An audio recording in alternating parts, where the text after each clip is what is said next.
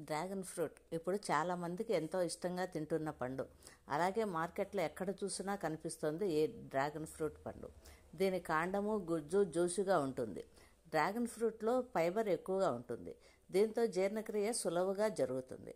ఇందులో తక్కువ క్యాలరీలు, అధిక ఫైబర్ ఉండటం వల్ల బరువు తగ్గాలనుకునే వారికి ఇది బెస్ట్ ఆప్షన్.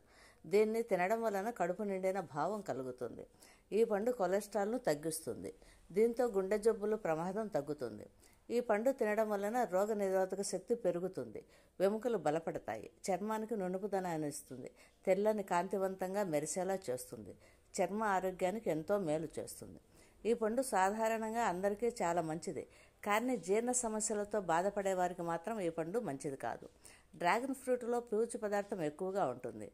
అందుకే ఈ పండు ఎక్కువగా తినడం వలన కొందరికి కడుపుబ్బరము, గ్యాస్ లేదా విరేచనాలు వంటి జీర్ణ సమస్యలు వస్తాయి. అందుకే జీర్ణ సమస్యలు ఉన్నవారు డ్రాగన్ ఫ్రూట్ను తినకూడదు.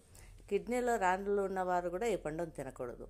అంతేకాక డయాబెటీస్ ఉన్నవారు కూడా ఈ డ్రాగన్ ఫ్రూట్ను తినకూడదు. చర్మ అలర్జీలు, శ్వాసకోశ సమస్యలు ఉండేవారు డ్రాగన్ ఫ్రూట్ను దూరంగా ఉండడమే మంచిది. ఇలాంటి వారు పొరపాటున తింటే దురద, వాపు, మంట, శ్వాస తీసుకోవడము ఇబ్బంది కలుగుతుంది. కాబట్టి అనారోగ్య సమస్యలు ఉన్నవారు డ్రాగన్ ఫ్రూట్ను తినకపోవడమే మంచిది.